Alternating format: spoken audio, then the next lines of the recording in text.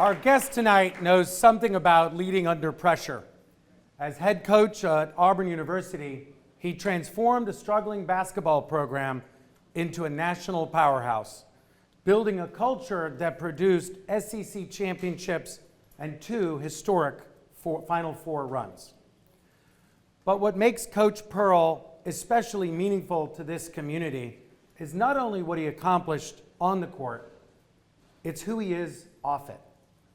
I'm going to tell you a story. After the attacks of October 7th, some interesting things happened in the world of sports. Many organizations and public figures chose to stay silent. But one of the clearest voices supporting Israel didn't come from a politician or a diplomat. It came from a college basketball coach. Auburn had just beaten Creighton in the NCAA tournament. The cameras were on, reporters were waiting to ask about basketball. But before stepping to the podium, that coach that night turned to his players in the hallway and asked if it was okay to say something first. He wanted to say the name of a young American, Edon Alexander, the only one to believe to still be alive, held hostage in Gaza. His players said yes. And that coach walked up to that podium and said, "Bring them home." Please join me.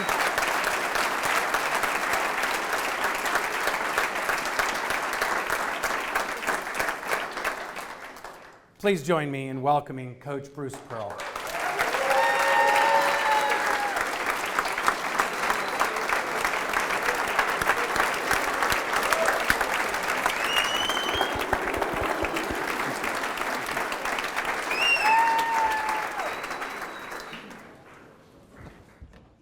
Wow, what a turnout. This is so good. It's Open Mic Monday.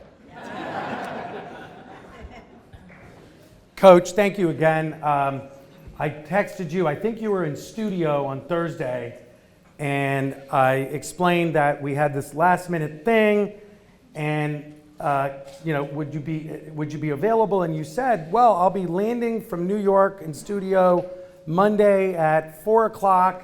I'll be there. And you didn't know where was, but you said yes. You had me at Jew, okay?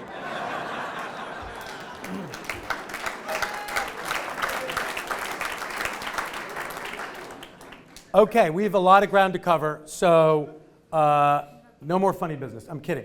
Coach, you grew up in Boston. You never played high school basketball.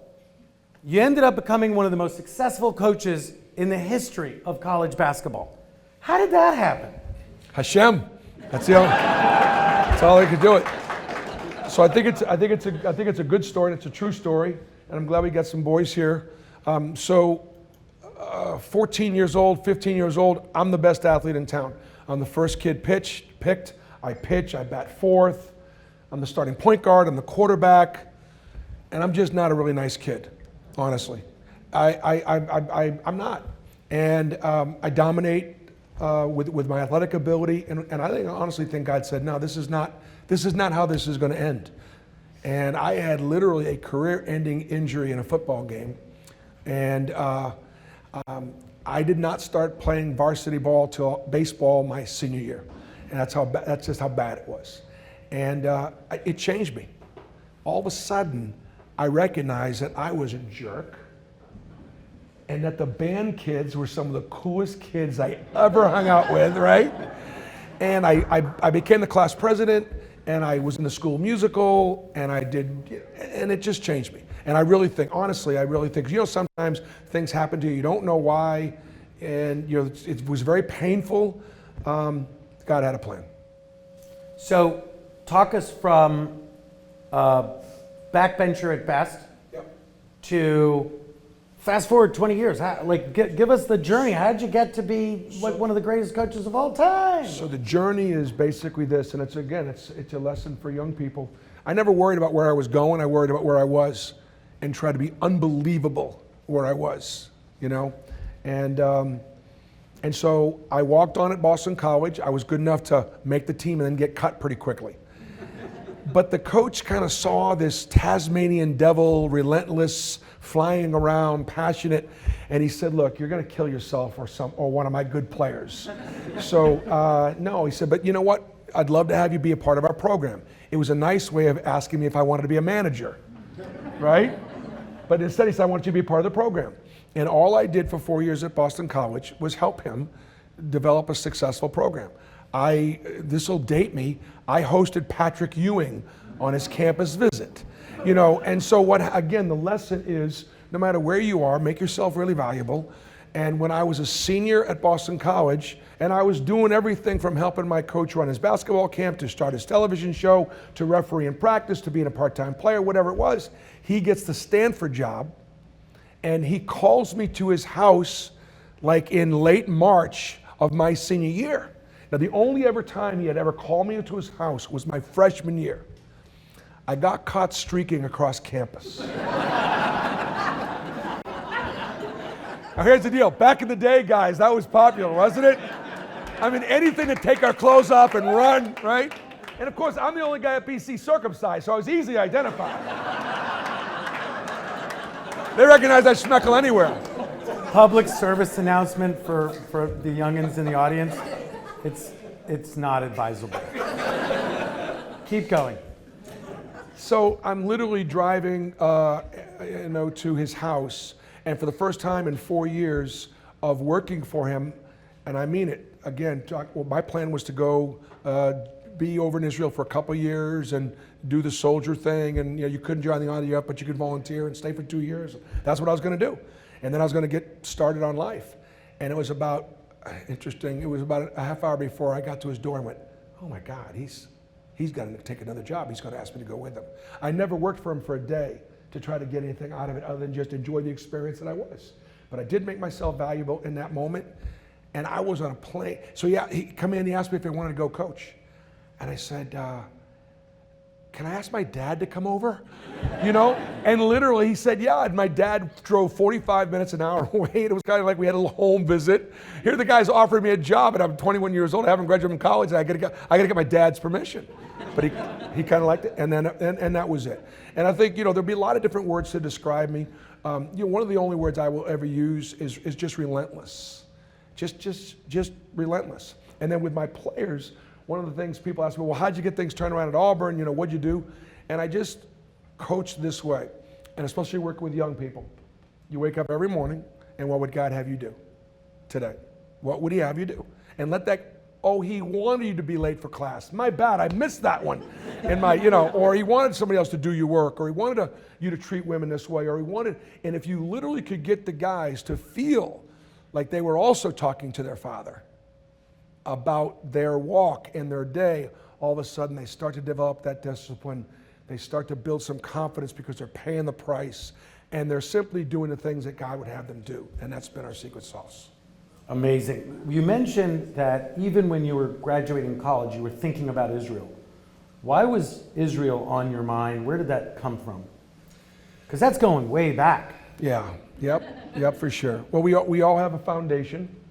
Every one of us has some foundation. And so for me, it was my grandfather. He immigrated from Ternopil in 1929, and he was 11. And he came over with his three younger siblings. My Auntie Shirley, my Auntie Claire, my Uncle Harold was an infant. His parents and most of his aunts and uncles and cousins did not make the trip. And when I was 7 years old, it was 1967. Papa was a plumber, but he was Orthodox, kept kosher. Yiddish was spoken in the house, English around the kids, but this was his deal. Never saw him watching TV. He would get up before sunrise, he'd go work, he'd come home, have dinner, go to bed. But this one night he's watching TV, and he's crying. I never seen my papa cry. So I went over to him, I said, Papa, what are you doing watching TV? And he puts me up in his lap, and he tells me about his family. That's when I learned about his family. And he made sure that I understood that this country saved our family's life. From the pogroms, from the Holocaust, and from what was going on in Eastern Europe. And he wanted to make sure that I would be a great patriot and be grateful to this country. The second thing he did was, I get that, Papa, but why are you crying? And then we watched the TV, and of course the war was on. And he was a... Which war was this? The 67 This was war, the 67. Six-Day War, the Six-Day War. And of course, being a non-television watcher, TV'd been around in the 50s, it'd been around a little bit, but I mean, we weren't a family that had a TV till a little later on, so having a TV was a big deal, he never watched it. He was superstitiously afraid to go to bed because he was afraid that when he woke up in the morning, the TV would show him that Israel's no longer there. Afraid to go to bed because he was afraid he was going to wake up in the morning. And why did it matter to him so much? Because he always felt, and this is what he told me, he said, I don't think he knew much about Zionism at the time, and so he had asked the question of his family, why didn't we just go to Israel? More of our cousins could have gone, a little less expensive than putting us on a boat and sending us across the ocean. And so he then made me kind of understand the importance of the state of Israel and having a place to go. Because let's face it, we're kind of running out of places to live, aren't we? It's here or it's there. And so that was it. That was my foundation. And, you know, I love my papa more than anybody in the world. I'm sure he loves you. Coach, millions of people watched you for years on the sidelines as one of the most passionate coaches in college basketball. Yeah, look at me. I can't even tell a story about my papa without crying. When you walked onto the court with Auburn across your chest and the cameras rolling, did you ever think about the fact that you were also representing the Jewish people? I thought about it all the time. I did. And when I fell at Tennessee and I got fired and I made some mistakes, I owned them up because I let you down. We're held to a higher standard. We're held to a higher authority. We're God's chosen people. We're not always so popular, right? And any time we mess up, we just add to whatever stereotype they want to create for us. By the same token, there were 3 Jewish basketball coaches at last year's Final Four, right? Including the Gators. You know, so the idea being this, and it sort of fits with me in coaching and working with my players. 90% of my college players were African American men. And I grew up in the 60s and I saw real racism. I saw real segregation. I saw fights because of ignorance and a lack of understanding of one another. Even the same thing for myself. But I wanted my players to understand those were obstacles, not roadblocks. Obstacles, not roadblocks. We've all had obstacles that we've had to navigate through this life. It's not always been easy, you know? And I wanted my players to not use it as an excuse, for that sort of failure. So I didn't look at it that way. There were certain jobs that I couldn't get. There were certain players whose families would not send their sons to play for me. During the last election, and they say never talk about religion and politics, and all we're going to do is talk about religion and politics, okay? I was just concerned when I had to make a decision about our president and how the president was going to treat Israel. And I have proudly, publicly talked about the fact that I voted for Barack Obama because as a basketball coach, it was really important to me that I wanted my guys to see obstacles, not roadblocks. You can be anything you want to be in this life. I only voted for President Obama once. I did not vote for him the second time because he didn't treat Israel so good. And so that was kind of part of it. So I always felt like I was representing. And it just guided me. It just guided me.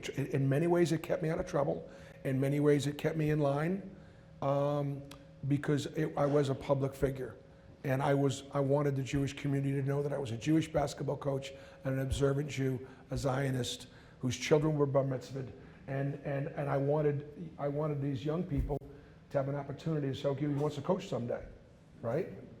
And Wyatt wants to coach someday. And so he's looking at a guy that got there. You know, the only thing better than being a coach would be to own a team. I think we can talk about that later. Listen to Uncle David. Coach, you've coached hundreds of young athletes. What separates the players who become leaders from the ones who just have talent? You know, one thing I want you to do when you look at a student athlete, by the way, if you have an opportunity to hire a student athlete, male or female, hire one. I'm telling you, hire one.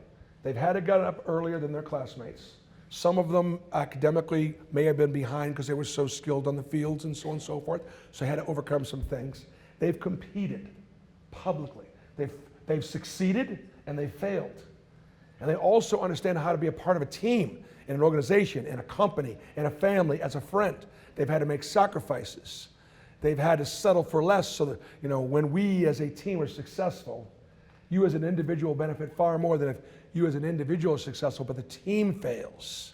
And not every person that's never been a part of a team understands it. How could you get that training to make everybody else better, to be an energy gainer, not an energy drainer, all the different things. But what separates the great ones, and so I want you to understand they all work hard. And through that hard work gives them confidence because they feel like they're prepared. The winners were the ones that hated to lose more than anything. They were identified by losing. Don't worry if your son or daughter throws his or her bat after she strikes out. Because at least she knew that she got 3 strikes. Worry about your son or daughter when they've struck out and they're still standing at plate and you got to tell them, you struck out, you got to come to the dugout. We keep score, David. We keep score. We keep score. We're going to talk about that. Okay. Winners hate to lose, but everybody works hard. So hard work is just not enough. Right. What it is, hard work won't guarantee you success. Hard work won't guarantee any of us success. But without hard work, I pretty much guarantee you won't have success. So what say you? I want to at least give myself a chance. I want to put myself in position for God to maybe bless me, you know, but by obviously working hard. I think the other thing is too is a mental toughness I think is important. Somebody knows how to handle adversity because we have through ups and downs and seasons and so on and so forth. So I always tell my team, look, they say adversity builds character, and I don't agree with that. I think adversity reveals character. I think it can build character, but it doesn't always. But it's always going to reveal it. So if my character is going to be revealed, I want to be at my best when things are at their worst. And I'll take it a step further, is I'm going to get judged all the time. I'm going to get judged all the time. Judge me by my wife. It's okay to judge me by my wife. I've clearly outkicked my coverage. She's way smarter than I am. She's prettier. And she's way prettier than, she's actually kind of hot. And I was just comparing her to you. I got you, thank you. Where's Helen? Right here. Helen's pretty hot too. But the people I surround, by the people I hire, my assistant coaches. I want teachers, I want fathers, I want, and it's my responsibility to know how they are acting because my players know who they are. And if I've compromised myself to get a player or hire some guys, and it's not that we're perfect. Look, we're all trying to get there. We all sin and we're none of us are perfect. But those decisions matter because I want my players to see who I'm surrounding myself with. What was the most emotional moment you ever experienced in a locker room? Can you take us there? Great question. Not that they've all been great, but that's a good question. So, how many of you remember 2019 when Auburn played in the Final Four? Raise your hand if you remember that. Okay, so for those many of you who don't, let me tell you what happened. We were a 5 seed, which means we were a top 25 team, but not a top 5 team. And so we're seeded 5th. There are 4 regions, and we got to go through Kansas, we got to go through North Carolina, the number 1 seed, and we got to go through Kentucky, the number 2 seed. And Kentucky's got Johnson, Tyler Euro, and Washington. They got 3 first-round draft picks, And they've already beat us by 30 during the course of the season. Anyways, we win all 3 games, and we're on the road to the Final Four. And we get in the game, and we're playing Virginia, and we're up like 5 late in the game. Mathematically, statistically, why we have a 99% chance to win the game. And some things happen. We have fouls to give. We foul them, knocking down a 3-point shot. And then at half court, they double dribble. It's clear. They don't call it. We foul them, send them to the foul line. They wind up hitting a shot at the buzzer, and we actually fouled them at the buzzer. We lose the game. Our guys are, if you've played in a dome, or everybody go to the dome in a basketball, the football dome, the basketball court's in this middle of this monstrous building. Thank God there's a half hour to get to the locker room. It takes forever to walk to the locker room. And I'm praying and I'm asking God, what am I going to do going into this locker room right now? And as I'm walking to the locker room, the kids are running by, they're kicking trash cans, they're swearing, they're cussing, they've just given a chance to go play for the national championship away. By the time I get into the locker room, by now they've stopped throwing things and they've settled down, they're going to walk in. And I asked them, I said, we've been giving God the glory the whole time we've been winning. Give God the glory. We're calling God, we're doing all this stuff right there. I said, do you think that we were able to beat those 3 teams because we were just, because that was the deal, that we were better than them or whatever. I said, that's God. That was God's plan, and here's what God's plan was. There's not a basketball team in this country that is going to be able, you got to get out of this locker room and give the opponent credit and not blame the officials. God got us to this game so this Auburn basketball team can be Auburn men, represent our university, and give our opponent credit, not say one word about the officiating. That sounds good. If you think that 2 or 3 or 5 minute conversation got it done, it didn't. What got it done was a culture of years of how we train, of how we prepare, of the way we are. They were entitled to the emotion and anger and sadness, but they weren't entitled to take the victory away from the opponent. That was the toughest moment I had in that locker room, but in defeat, I couldn't have been prouder of my team. Wow. Yeah.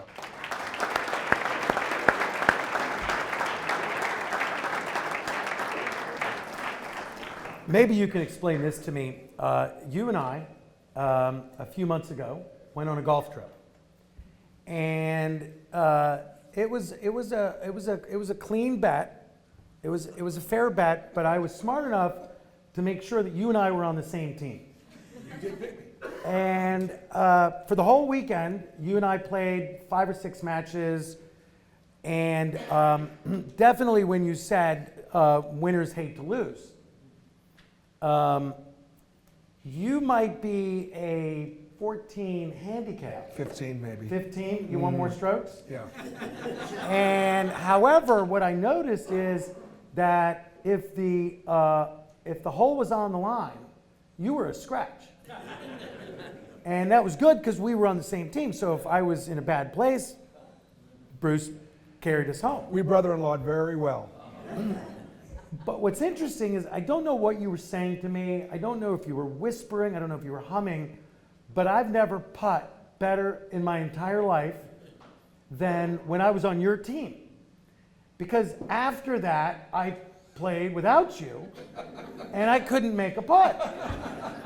And so what did you do? Because I felt inspired, Coach. Yeah. All right, so full disclosure, he was the A in the foursome. I was probably the D, but the C wasn't much better than me. But we had the 2 most competitive people at the A and the D spot. And I think you picked up on the fact that winning mattered to me. And so there was, and that's how I identify myself.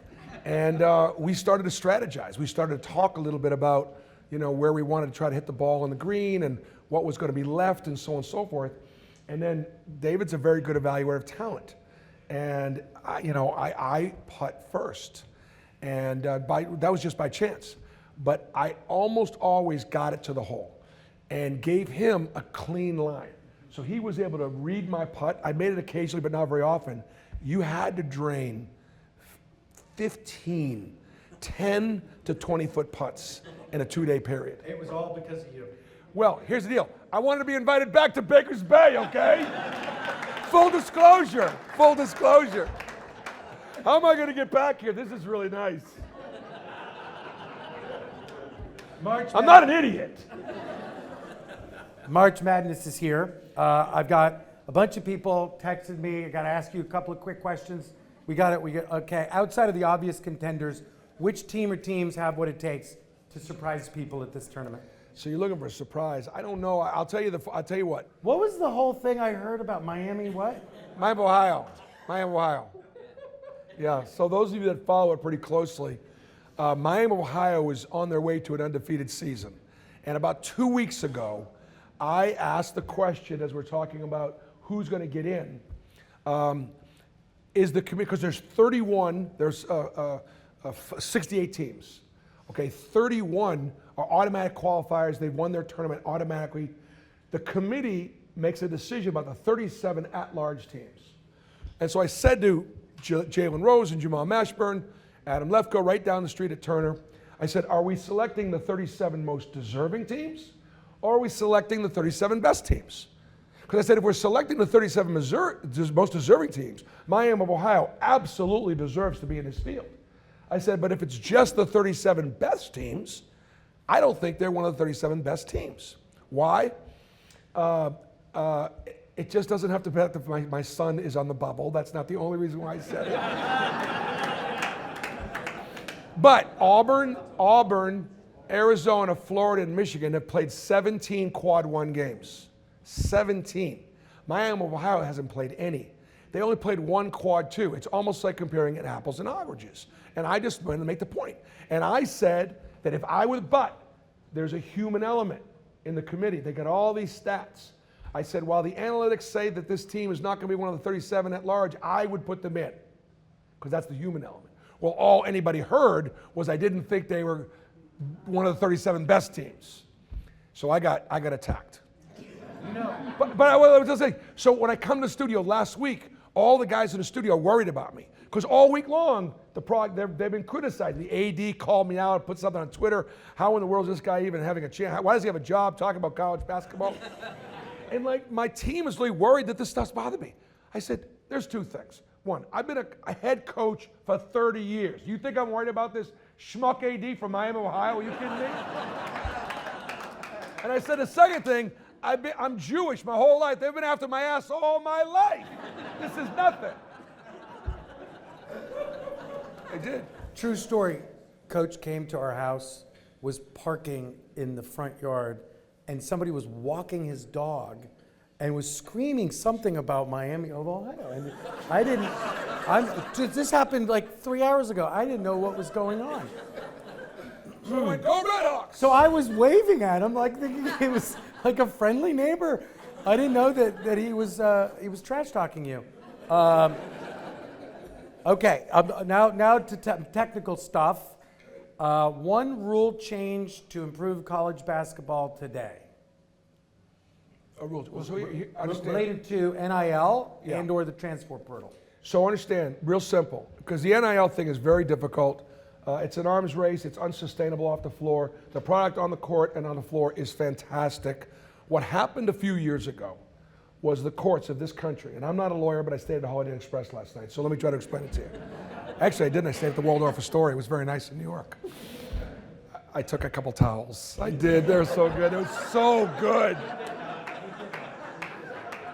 No, listen, you can't take the towels unless you go to the health club. And then you take a couple towels, because they don't keep track of those. I'm just saying. I've been poor my whole life. I saw my grandmother take the stichlach at the Chinese restaurant. You remember the little cubes of sugar? Remember when they put the sugar cube there and that's how they drank their coffee? I didn't know how she ever had teeth. Actually, she didn't have teeth, actually. I love you, Nana. Did you ask me a question about 20 minutes ago? I want you to know, I spent hours and hours, and I actually surveyed a bunch of basketball experts and all these questions, and I'm like, I don't know why I'm doing this, because you just wind you up and just go. And winners hate to lose. I'm like, I want a t-shirt. Any change on NIL or transfer portal? Real simple. So the courts have said the way the NCAA was set up, it's a huge Sherman Act antitrust violation, okay? And it is. The attorneys that represented the NCAA and the college conferences over the last 20 years, they really should be called out and have to answer to why they weren't giving us better advice. I'm going to give you the disparity between the NFL and college football. The number one most watched sport in America is, what would you guess? The NFL. The NFL is number one. What would you guess is number two? College football is number two. The media rights for college football ranks about fifth or sixth. The NBA actually is second, and nobody's watching the NBA because all they do is tank. Sorry, you Atlanta Hawks fans, I'm sorry. Sorry. Do you want a team? I do not. Someday you will. And so, He's ready. he wants to. Anyways, the average NFL football roster is 300 million. The average really good college football roster is 30 million. Are there that many people watching the NFL? And the answer is no. And so really, we've been ripping off the student athletes for way too long. We really have. Now I'm an old school guy, tuition, room, board, books, fees, a little money here and there. I get it. And it's changed our society. It's been wonderful for our country. Diversity, inner city, rural Americans, women, the whole thing's been phenomenal. But so what we got to do is one of two things. Either Congress has got to get their, and you all recognize that Congress can't do anything, right? So Congress could change the laws a little bit, give us a little antitrust protection. That's what we're asking for. I don't think they'll do it. They just won't because they can't get along, they can't do anything. Or tell us you won't. Tell us you can't fix it, and then the NCAA, along with these conference commissioners, have got to reformat the whole thing. It's got to be college football, it's going to be college basketball, unify the media rights, and start over again. And if we do that, so that way we can fix the transfer portal. I believe in one-time transfer, maybe when you're a grad student, but not every year, it's free agency. There are a lot of good things that we can do, and I'm hoping that we get there by next year. I think there's a lot of sports fans that are excited about that. Yeah. Before we go on to even more important topics, I want to double click a little bit. Tell us about your management style. How do you get the best out of people? I think one of the things that we should all do is, and this doesn't get talked about, you need to evaluate yourself. You need to know what you're good at, what you're great at, what your limitations are, what you're not good at. You need to do a self-evaluation. So then you can surround yourself with other people that can help create a great team. I think the second thing is evaluating your people, evaluating your players. My job is to put my players in positions to be successful. I also very much believe in you can't be great at anything unless you're already good at it. So what are you good at? Go become great at it. Kids want to work on all the stuff they're not very good at. They work so hard at what they're not very good at, and all they ever do is become just okay at it. Take what you're good at, which you already are good at, which you already enjoy, and go be great at it. And give yourself a dimension. My management style is I'm definitely not a know-it-all. I'm very humble and hungry success. I've seen success change people, and success, whatever level of success I've had, has never changed me for that reason, because I've seen it affect others to a point where it wasn't very appealing. They became arrogant? Arrogant and ignorant. Yeah. Like they think they're James. You thinking about someone in particular? No. I know a lot of great coaches that think they invented the game. You didn't. You not saved cancer. You coached kids in little shorts to put a ball in a hole. Get over yourself, right? Get over yourself. Not that big a deal. So, no. I love to do this. I love to empower my people, and I also like to know what they think. So one of the best things you can do is ask great questions to the people that you're working with. But before you ask them those questions, hopefully they don't know exactly what you think about the answers. Because if they already know what you think and you ask them the question, all they're going to do is tell you what you would say. That way you think they're smart because they agree with you. You know what I'm saying? Ask questions before they know what you're going to say. Because then you have an opportunity for two things. Number one,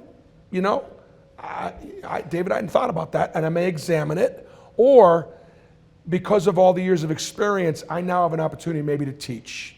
And not to teach them that they're wrong, but there's something that we're missing here, and we need to have a further discussion about this so it can at least you understand how I feel and how perhaps I want it done. So it's never been from a perch. It's been us. You give everybody else credit, you get more credit all the time. Amazing. Coach, you walked away from coaching after the best season in Auburn history. A #1 overall seed, an SEC title, another Final Four. Most coaches spend their whole career chasing a moment like that. What led you to the decision that it was time? Man, that's a tough one. Do I want to share that? It's just us. It's just us. It's just us. I felt like a little bit, as I was getting a little older, I wasn't quite as sharp. I could game plan with the best of them. I could study, game plan, put it all down, but in the heat of the battle, I was beginning to rely on my assistants a little bit more, on offensive coordinator, defensive coordinator, things came quicker to them. They could immediately tell me whether a play to run this particular play, and I could look out there and instantaneously tell you whether it had a chance to work or not based on who had the ball, who was on the floor, and who the opponent was. But I always wasn't able to come up with that play in the heat of the battle.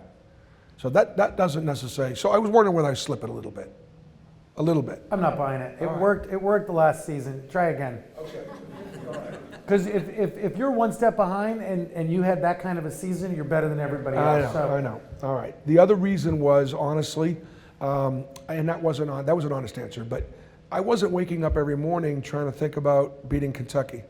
I was waking up every morning thinking about our country and our ability as Jews to live in this country and have an opportunity to live the American dream that many of us have had the opportunity to live, and what was going on in Israel. That I wake up in the morning and that's all I could think about. And I just felt like, I thought about running for the United States Senate. And I really, really, really thought about it.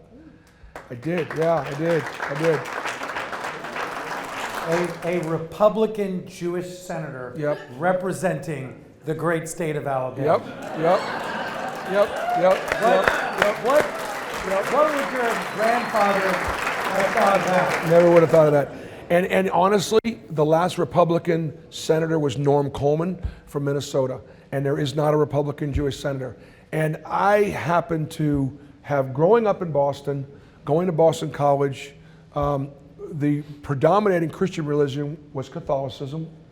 And then when I moved down to the South, the predominating Christian religion is evangelical Christianity. And I was just so much more welcome as a Jewish man in the South than I was growing up in the Northeast. It wasn't even close. And there was a part of me that was very attractive to be a Jewish senator from the state of Alabama, because I think it would have said a lot about our country, and I think it would have said a lot about the state and breaking down some stereotypes. But there had to be more than that. And so had I known you then, I would have taken your advice.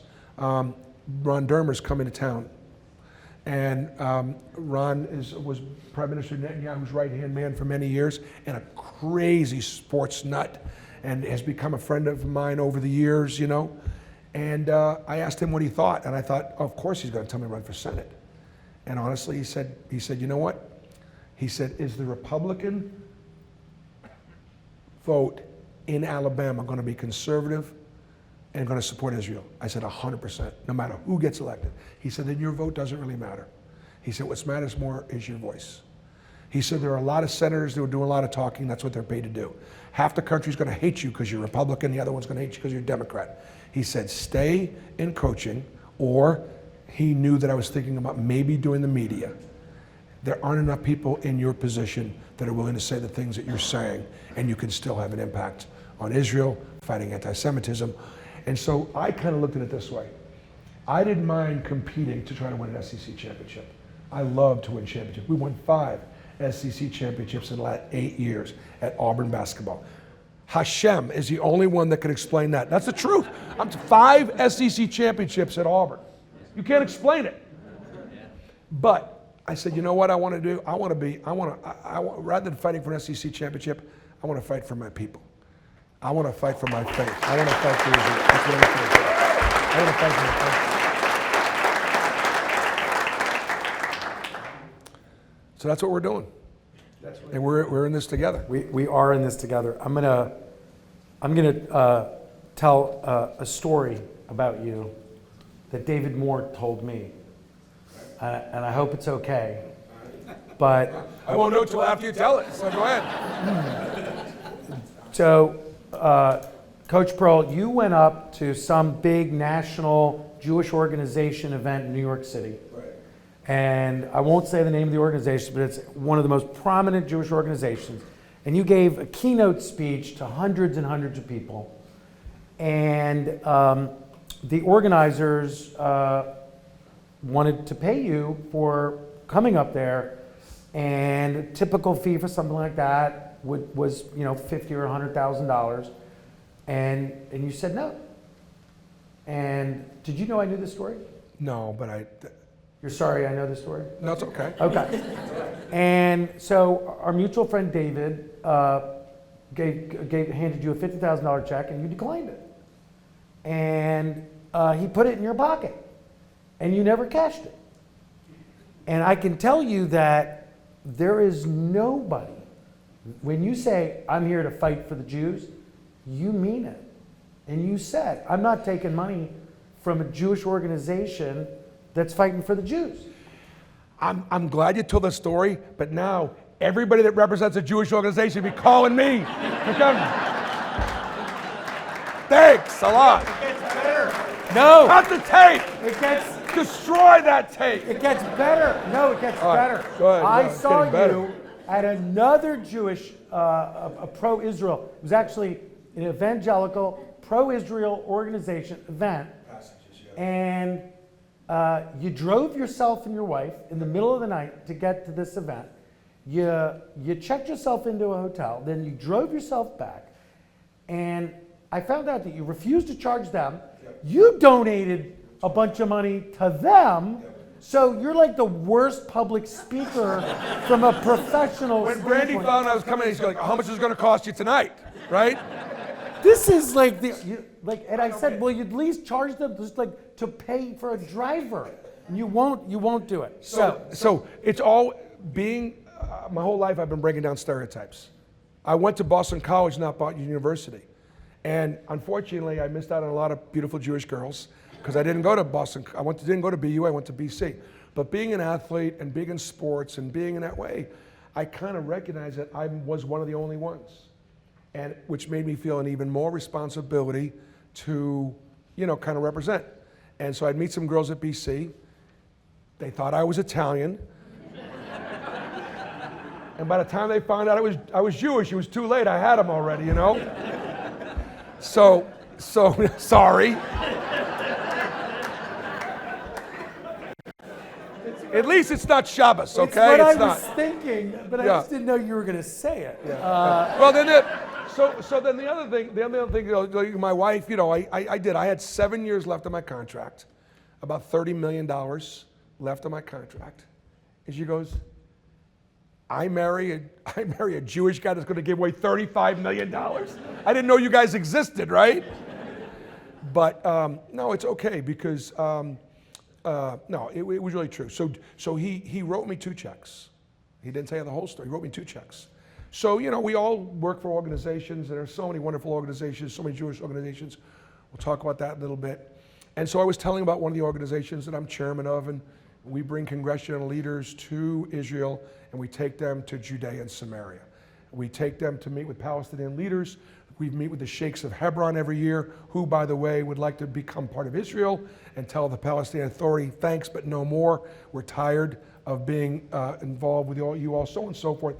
And then these senators and congressmen go back to Capitol Hill, and they don't support Israel just because we're this aircraft carrier in the Middle East, or because it's politically the right thing to do, or because of donations.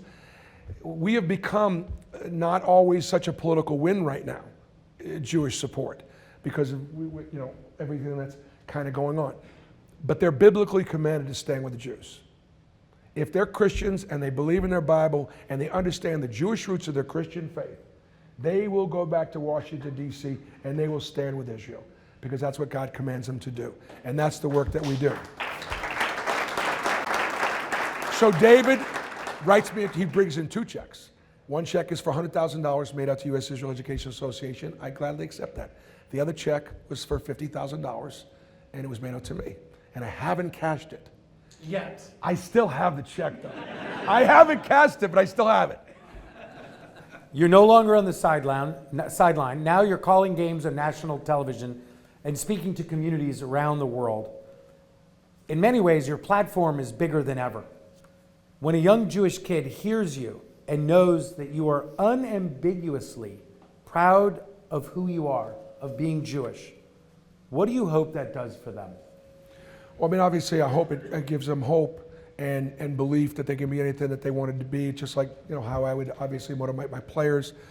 Being grateful is something that I think is extremely important, something I try to emphasize to our young people so often. They just take advantage and they don't recognize how blessed they are. And I want for example, you know, I want to thank my father. And I want to thank my papa.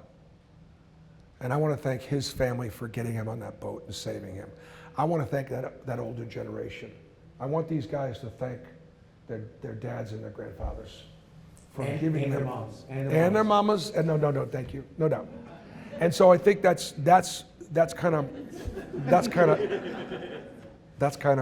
where I want them, you know, to just sort of to obviously to be grateful. And I just want them to believe that they can be anything they want to be. You know, for my Jewish, and I love to talk to Jewish day schools, and I love to talk to Jewish kids. We've got to stop apologizing for our success. We've got to stop apologizing. We've got to stop apologizing. If we're going to get up, and if we're going to grind, and we're going to work the right way, and we're going to be successful, and outkick our coverage and outpunch our weight, we don't need to apologize for it. And I want these guys to understand that. And I want them to understand that all these things it's just the American dream. That's all it is. And I think American Jewry should be this country's greatest patriots. I think we in this room should be this country's greatest patriots for giving us this opportunity. And everything we can do to support our President of the United States of America, this is what we should be doing.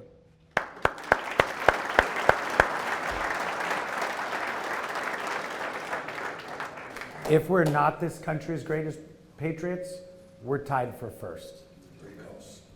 In 2022, you took your Auburn team to Israel. In 2022, the first Power 5 program to do it. You took your players to the Western Wall, Yad Vashem, and traveled across the country. And several of your Christian prayers were so moved that they were baptized in the Jordan River. What surprised your players most about that trip? So in so many ways, religion has divided us in so many ways. And again, I'm a coach, so what's my job? Bringing people together. That's what I do. And so for me, Israel and Jerusalem can connect us. Abraham is the father of all faiths. It all happened right there on Mount Moriah. And I want my Christian player, we have a team pastor. I want them to be in Bible study. I want them to be observant. You know, we kind of coined that calling God a year ago. And so it takes work. It takes work. And so I wanted them to go to the land of Israel. I wanted them to walk where Jesus walked. I wanted them to feel that Holy Spirit work in them. And it obviously did. And then I wanted to have an opportunity to teach them and have them understand all the sites that we were seeing. Between 1948 and 1967, we could not go to the Western Wall. We could not go to the City of David. We could not go to the Garden of Gethsemane. We could not go to Mount Zion. Why? Those areas were all in East Jerusalem. And they were under control of the Jordanian army. They were like, what? Coach, you guys could not go and pray here? I said, no. It wasn't until the 6-Day War that we finally liberated Jerusalem and sent the Jordanian army back to the other side of the Jordan River, and we retook Judea and Samaria. And so it was an opportunity for me to teach, but it was an opportunity for me to connect.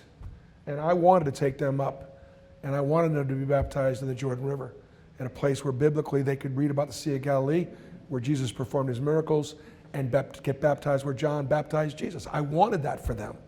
And, you know, they're Christian grandmas and moms and people like that. We're happy that a Jewish coach could take them back and connect the faiths. And again, that's just sort of what I've done my whole career, and I think that's been part of our secret sauce as well.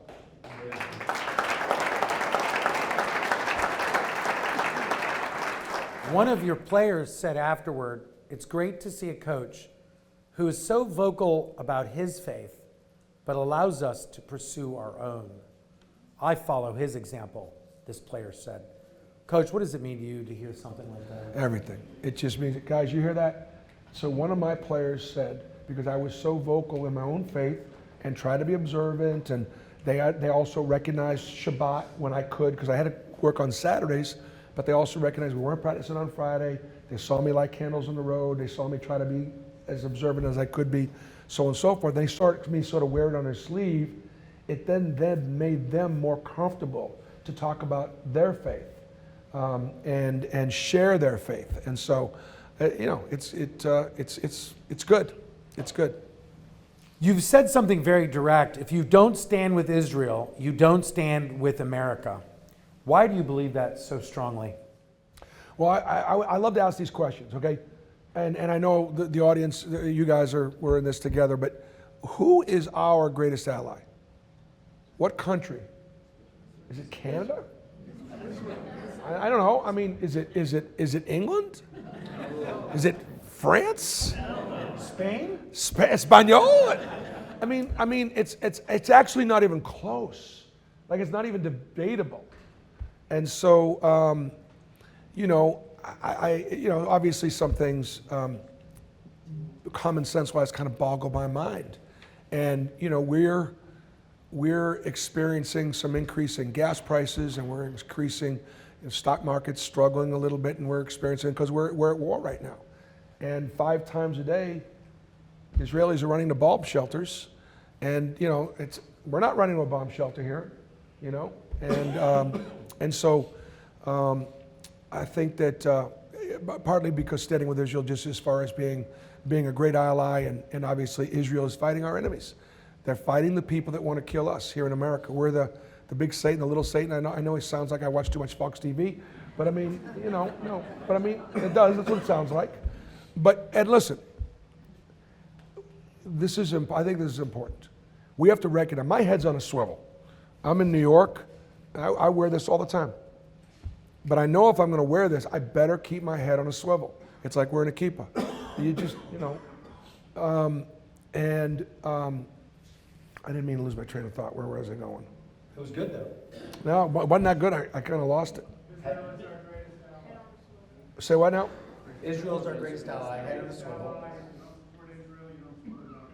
I'll get it later. It's gone. See, I told you about slipping a little bit, right? Okay, I know you've got a good story here for us. Has your advocacy for the Jewish people in Israel ever complicated relationships, recruits, players, colleagues, or your boss? So one of the great challenges would be, like, just say at Auburn, and I want to give Auburn tremendous credit, because there are just very few coaches that are able to do what I was able to do. Now, winning helped, right? What are they going to do, fire me, right? So I was in a strong position to be, but I came in doing what I was doing, right? When I got out of coaching and I was looking at television, without naming names, I had some people that were very interested in hiring me for TV, but would you tone down the social media stuff and things like that? And I had some other people that said, look, as long as you don't bring it on the air and you're a basketball analyst, whatever you do off the court is up to you, whatever social media platform you take, and that's who I'm working for now. I've had, you know, we've lost recruits because of being Jewish. We've lost recruits because of my advocacy. I even lost an Israeli one time because I was a little too far to the right in my advocacy, and they were a little over on the left side, and they were concerned that I was, you know, that I would, you know, being a Jewish coach and him being a Jewish player, He wanted to be a basketball player. He didn't want to just be a Jewish player, and so I didn't get him. So, because not everybody wants to wear it on their sleeve. It happens sometimes. I've had, but one of the things you get to use it as an advantage, because sometimes mamas will come visit and they'll hear a little bit about this guy. And then, so they come in with a negative feeling, but their kid wants to make the visit. He likes Auburn. He wants to maybe go. And then in 48 hours, she recognizes that, wow, you're really not that guy they said you were. And it actually works in my advantage in some way, shape, or form. So, yeah, I mean, you got choices. You can either put your chai inside or never, you know, or you can proudly wear it. And I think it's something that God has obviously blessed. So. What do you wish more people in America understood about Israel today? Well, I mean, what I wish people would understand is just the truth. Truly wish that people would understand the truth. And so one of the things that we talk about is this, okay? It's great that we talk about it here. And people will say to me, thank you, Coach, thank you for your advocacy. Thank you for what you're doing. Come on. This is the least I can do. But sometimes what happens is because not everybody has this platform, they say, well, I don't have your platform. I don't have your 200,000 people following on social media, whatever it is. I really can't make a difference. And I say, yeah, you can. It starts at home. It just starts around your kitchen table. You have to have these conversations. I have 2 liberal Democratic daughters. I have 2 conservative sons. We have these conversations. We all support Israel. We are strong in our faith, but we're different politically. And when my daughters see me on social media, sometimes they cringe with some things, that take place. But we've got to equip our kids. They've got to understand what the truth is. They've got to understand how Israel was born. They've got to be able to answer the question about a genocide. They've got to be able to understand that back in 1948, there were about 160,000 Arabs that lived in that region. 160,000 in 1948. Today, there are 2 million Israeli Arabs living in the state of Israel. Over 50% of our healthcare workers in Israel are not Jewish. They're Arab. They're members of the Knesset. They're members of the Supreme Court. They work in every industry. They live the best lives of any Arabs in that area. 2 million. What kind of apartheid is that? That's not very much apartheid. But do your kids know that? Do they know that? Have you had that conversation with them? And do they know that there are 2 million Palestinians in Gaza? Now we're at 4. And do they know that there are 2 million in Judea and Samaria? Now we're at 6. So to go from 160,000 to 6 million, there has been no genocide. There is not an apartheid. There is a difference. They got to understand the situation in Gaza. They got to know that in 2005, we pulled out 10,000 Jews from Gaza who were living there. We should have known better when we were digging our own graves. Why were we digging graves to take our bodies out of Gaza? Why? Because we should have known what was going to happen. We did know, but we thought, you know what? Maybe we'll be nice. Maybe we'll give them this and give them that and give them this call, all this appeasement. That's fine. And that was worth a shot for 80 years. That was worth a shot. That's over. That ship has sailed. That is done. It is. Our brothers and sisters over there in Israel, they're fatigued. They're exhausted with trying to live in peace. They're going to still try to live in peace. But no more land for peace. No more. And if you've ever been to Israel, go to Judea and Samaria. Go there. It's the most beautiful part of Israel. It truly is. And miracles take place there. Just for a second, one of my particular passions about Israel is Judea and Samaria. 80% of our Bible come from stories that happened in Judea and Samaria. In Genesis, I think it's 47 and 48, when Jacob is dying in Egypt, he says to Joseph, take me back to where my fathers are buried. Take me back to Hebron. Take me back to the cave of the patriarchs. We all know the story. The first real estate transaction in the Bible took place with Abraham, overpaying for that land. Most Jews don't like to overpay for anything, right? He overpaid for the land just so nobody would dispute it. I read that in the Bible. It's not okay that somebody else says it's there or that land's disputed. It's not disputed. It's not. And the 2 million Arabs that are living there right now, if they decided they wanted to live in peace and prosperity, they could. They have got to make that decision. We're done appeasing them.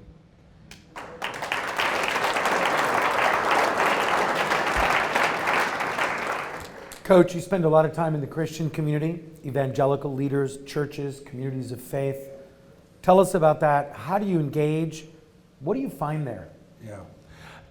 David, I think because I grew up with Catholicism and then being in the South and grew up and saw the difference between evangelical Christians, I didn't know there was much of a difference.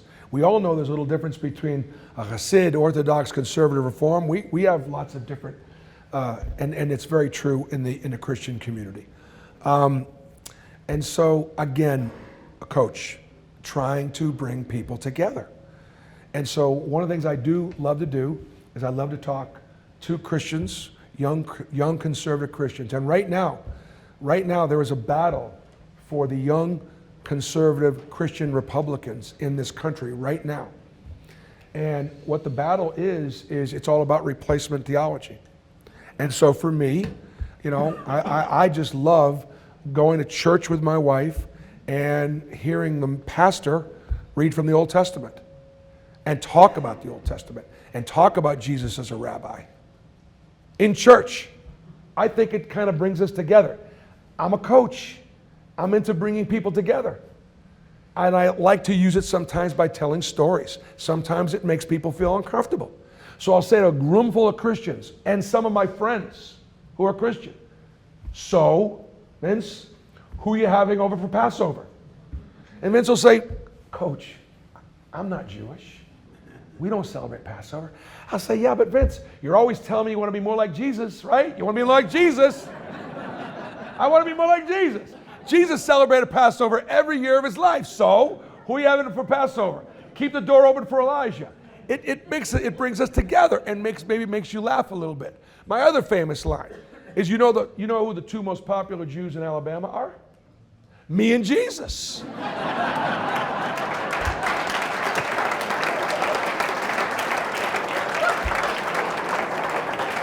Well, at least I was when I was coaching. I don't know if I am anymore.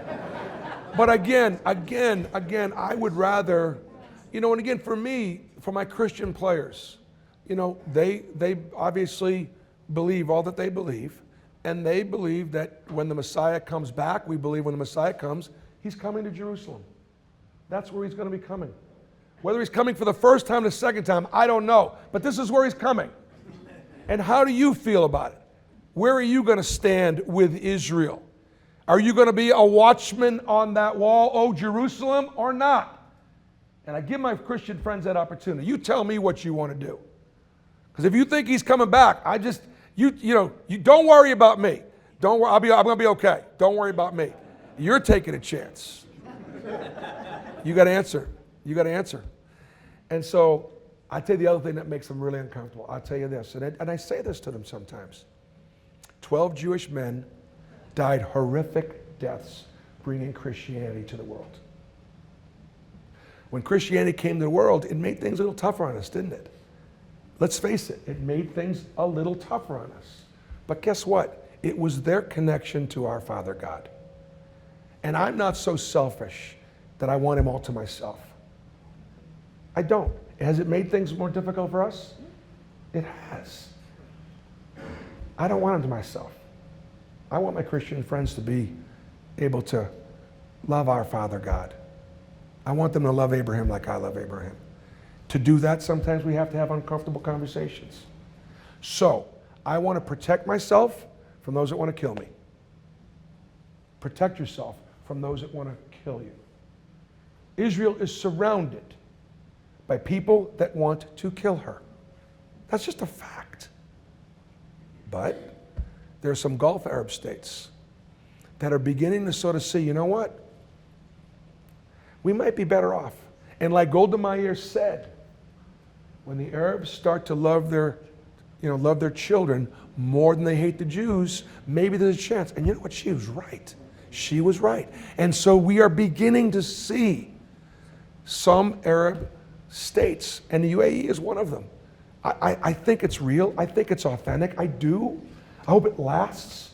But if you get a chance to go to Dubai or go to Abu Dhabi, you can wear your kippah and not feel you feel safer then than you would in New York City. So I'm That bar is hopeful. low. I am hopeful. Coach, we talk a lot about problems on the left when it comes to Israel and anti-Semitism. What about the right? Yeah, it's real. It's real. It's real. It's easy to target the left. It's easy, and unfortunately, look, my parents are Democrats, and always voted, always, because we didn't grow up with much, and so there was a time when they were growing up, the Democratic Party was a party of the working man, and the Republicans were, again, we're talking many, many years ago, would be perceived as the party of the wealthy. They still try to play that, but whatever. And that's how my parents saw it. So what's happening right now? Do young Christians want to hear the connection of the Jewish roots of their Christian faith? Do they want to embrace the way their parents feel about their faith? And the answer is not all of them do. Why? Because they're either on college campus and they're hearing all about free in Palestine. Who wouldn't want a free Palestine? I want free everything. We want people to have freedom. Problem is, free Palestine is free Palestine of the Jews, like free from the river to the sea. They don't necessarily understand that. So this replacement theology, David, is very powerful. Think about this on the right. Love of country, important. America only, not America first. There's a difference between America first and America only. And the far right is all about America only, isolationism. Let's blame all the support that we got all over the world for doing everything with why we can't afford a home. We got concerns. The average first-time home buyer in this country is age 40 right now. How many of us owned our homes way before that, late 20s, mid 20s? We found a way, in spite of wherever the interest rates were. You get down with college and you got some of that debt, and you're not getting the jobs you want, you can't buy that house, and you're renting, you're going to look for somebody to blame. And so you're going to clearly blame the haves. And thank God we are basically in a situation, most Jews, where we are in that camp of the haves, so we get part of that brunt. So America, and then the whole thing with love of God. But it's the church only. It's the church only. They don't want to hear about Jesus' life on earth. They want to hear about from his resurrection on, and they want to replace the church. They want to replace Jerusalem with the church. That's very appealing to young Christians. It just is. You mean I can be a Christian without having to deal with all this stuff before? And the answer is yeah. That's what they're selling. So when you now you start to add white only, male only, church only, America only, patriotism and love of God. That's powerful. That's powerful to young people, unless they're getting exposed and being taught something different. That's what's important. That's why taking pastors to Israel is important. That's why taking young Christian leaders to Israel is important. That's why taking Jewish kids through Birthright or from Maccabi is vital. That's why taking coaches and athletes to Israel is important. Because you all know, when you go there and you see it, and you see the diversity, and you see the love of the people finally back in their homeland and grateful to be there, it reminds me of how my grandfather felt about being in this country. So grateful. Has nothing but grateful. And that's how they are in Israel right now.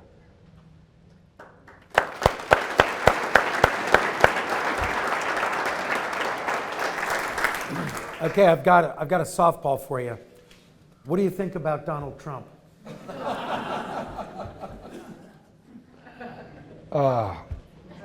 So no, listen, I'm not going to be politically correct. I'm not. That's new. I'm not. No, yeah. Shocker. He obviously does and says things that are sometimes bizarre, right? Sometimes. And every now and certainly sometimes not presidential. But I didn't finish my story about why I didn't run for Senate. I want to go back to that. I want to go back to Trump. So I was so embraced by American Jewelry. It was such a huge motivator for me. I almost felt like I let you down by not doing it a little bit, because so many people that were excited about that. But I also recognized that, could you imagine me being there and my whole life is trying to get people to work together and get along and do things, and then you go there and they can't get along, they hate each other, they're opposed to everything. We can't even go to war right now. We used to, remember back in the day when our president would go overseas, and that was a really big thing, the pomp and circumstance when they landed, and regardless of where your politics were, you never said anything negative about the commander-in-chief when he was on foreign soil. That was just a given. That's gone now. On both sides, doesn't matter, it's just gone, and that's wrong. We should be Americans first, and Democrats and Republicans second. 100%, we should be Americans first. The other thing about being in DC that really bothered me was this. Here I am thinking about walking away from $30 million, and all they talked about in DC was money. Raising money, making money, spending money, the power of money, that's all they talked about. And I said, you want me to give up all that to come serve here when all you really cared about is what I was already achieving? No, I'm not. And there are some wonderful people there. There are some amazing public servants. Amazing. How good is Marco Rubio? Like, how good is Marco Rubio? So here's the deal. We all have a right in this country to vote however we want. And we all have a right to vote based on the issue that matters to us. Well, there are a lot of different, economy, a woman's right, abortion, foreign policy, whatever it is. Gay rights, gun rights. Exactly. Israel is my number one most compelling issue, because I feel like this. We're faced with choices all the time. One of my best lines, I want to come back to choices. One of my best lines when I'm raising money for something. Let's say it's the Boys and Girls Club. The Boys and Girls Club of Atlanta. Let's say he's been around for 100 years in Atlanta. Let's say the Boys and Girls Club in Atlanta never existed. I mean, never existed. Not one. Ever. Where would those kids go? Where would all those kids go? Generations of kids, after school programs, so on and so forth. Are you glad to see it there? Well, then let's keep supporting it so that it stays there. So for me, when it came down to the election, I watched the way, President Obama and President Biden believed in Iran and supported Iran. And I've said this many times. I think Barack Obama, if anybody could have done it, Barack Obama could have done it, bringing Iran into the world of normalcy. Okay? I think he could have done it because he had an incredible orator. Whatever his background was, maybe he could have pulled it off. And I believe he was well-intentioned in trying. I do. But he was wrong. He funded a terrorist regime. President Trump came in, looked at it, and I remember even back in 2022, David, at another NCAA tournament when it was Purim, and we won a game on Purim, and I used that press conference to tell the story of Queen Esther. And we were in the middle of a JCPOA, and I talked about why I'm really concerned about this being a treaty that could lead to a, so on and so forth. And it's right there in our history. And President Trump said, no, this is wrong. We got to stop doing it. President Obama, upon exiting his office, flew pallets of cash to Iran. And what did they do with it? I'm just not okay with that. I'm just not okay with it. I'm grateful that President Biden sent the fleet out there after October 7th. I'm grateful that he did. And I'm grateful that he was there to protect Israel when Iran was launching all those ballistic missiles. But at the same time, we also have to recognize he tried to put the brakes on Israel. He withheld munitions from Israel. And I don't ever want an American president to try to put those kind of handcuffs as Israel, who would know best of how to defend itself. And so that's why I voted. Or a Georgia U.S. Senator, for that matter, Coach. Or a Georgia U.S. Senator, 100%. And let me tell you this is why that's important. You know why that's important? Because the executive branch can change dramatically, can't it? Yes. In one election, it can change dramatically. That's why Congress is almost as important, and maybe sometimes more important, than the executive office, because it takes it longer. If we lose Congress, when I say we, I mean the Jewish people support the state of Israel, we lose that, and we lose the purse strings, and then you run the risk of a president coming in, being elected, and now we could be in real trouble. So my advice, buy a little real estate in Israel. Buy a little real estate. Get yourself a little, I am, this summer I am. And I'm going to be buying it in Judea and Samaria. I'm going to be a settler.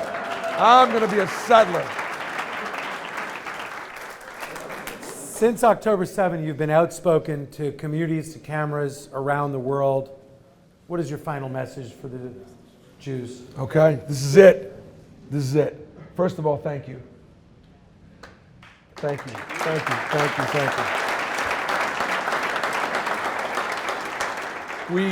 We do have a connection. We have a connection as Americans. You have a connection as Georgian. We have a connection as in the Jewish people. We have choices that we have to make. One of the things I'm going to ask you to do, I'm going to ask you to get a little involved in education for a second, because I think that's where one of the areas that I'm trying to spend some time in, coaching kids, coaching America, coaching American Jewry, coaching young Christians, because I can get away with it a little bit. What are our universities doing? What are your universities doing? What are your schools in your town doing? I think, in addition to taking it from your kitchen table, you can take it into your workplace a little bit, you can take it in your community, but you can take it to the school. We got to stop giving universities all this money to put names on building without asking them, what are they teaching with Middle Eastern studies? Are they teaching anything different about after October 7th? Or is it the same of, we want to be institutionally neutral? If you want to be institutionally neutral, fine, without my money. I'll buy my football tickets, but I'm not spending money there. I think, and for me, I think God's our only hope. I think God's our number one hope. That's where I put my faith. I want my Christian players to know their God, and if they know the real story, we're going to be okay. We're not going to lose them. But my Jewish friends, we got to thank you for what you're doing. Please do a little more. Please do a little more. Where can you help out a little bit more? Pick your passion. Think about your giving. Think about time, treasure, and talent. It all matters. It all is making a difference. And look, we are making a difference. Look at where Israel is right now. We are on the brink of eliminating and cutting off the head of the snake. We are going to give some of our neighbors an opportunity to be in peace and maybe have some quiet for 5, 10 years, however it's going to be. And so stay together. But we have to step up. I think the other thing too, one of the things that I miss at Auburn a little bit, our Jewish community is small but mighty. You're here tonight. Your presence is a gift. You encourage each and every one of you with this amazing turnout. So go to Shabbat.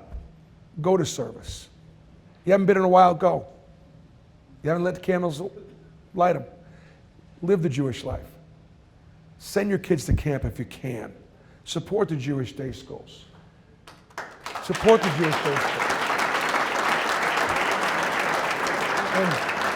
And then look, at the same time, we have got to be better. God chose us. We got to be kinder. We got to be more generous. We got to be more patient. We got to be tougher. We got to work harder. We got to be a mensch. That's what we need. That's what we need to do. And I am so proud of the Atlanta Jewish community. I really am, because for me, being in Auburn, and I've come over here a number of times. I know many of you, and you asked me to come and do things with you, and I'll do that whatever I can. David, I'm grateful for you. When David and I met a few months ago, I'm like, who are you? I want to meet your mother, because I think she gave birth to me too. I think we're brothers from another mother. And so, David, thank you. Thank you for thank what you. And we're just getting started. We're just getting started. So, you call on me, all right? My email is coachbrucepearl@auburn.edu. That's my email, coachbrucepearl@auburn.edu. I give it to every student at Auburn. Every student at Auburn has my email. And if they call me or email me, I will respond, and I will respond. And if I can't do it right away, I'll get to it. So hit me up. Let me know what you need me to do, and then I'll call David and ask him to fly me there. So Zalik,